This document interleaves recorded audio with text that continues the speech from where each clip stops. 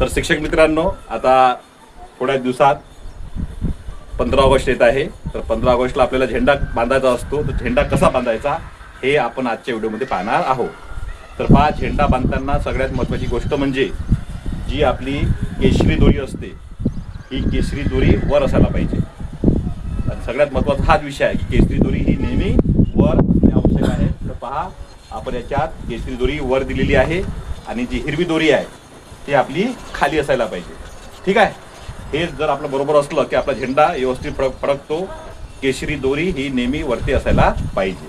आता झेंडा बांधायचा कसा तर पहा झेंडा असा आपला पकडून घ्यायचा आणि यानंतर हा जो हिरवा भाग आपल्या पांढऱ्या भागाच्या खाली घ्यायचा आणि हा जो केशरी भाग आहे तो वरती घ्यायचा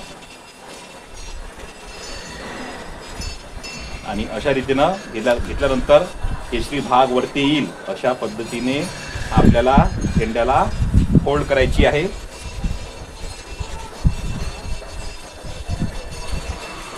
तर पहा, झेंड्याला फोल्ड झालेली आहे आणि आपली जी वरची दोरी आहे केशरी, ही केशरी दोरी वरती जायला पाहिजे आणि जी आपली हिरवी दोरी आहे हे आता आपल्याला काय करायचं आहे तर सर्वप्रथम असं या दोरीला वरती घेऊन येथे आपल्याला